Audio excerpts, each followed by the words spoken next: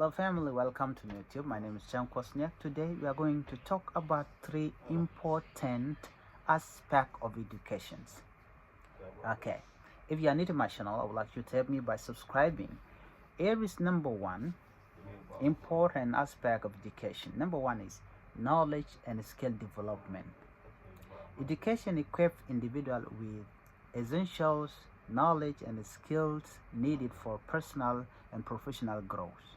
It provides a foundation in various subjects, helping people understand the world and prepare you for your future career. Number two, critical thinking and problem solving.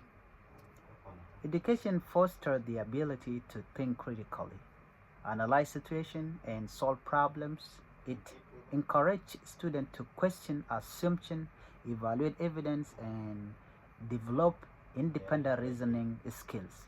Number three, personal and social growth. Education promotes personal development, emotional intelligence, and social skills. It also fosters a sense of community and civic responsibility, teaching individuals how to work collaboratively, respect diversity, and contribute positively to the society. So these are the three important aspects of education that you need to have. Please share it, comment, like it. Please support me by subscribing. Thank you. Bye-bye.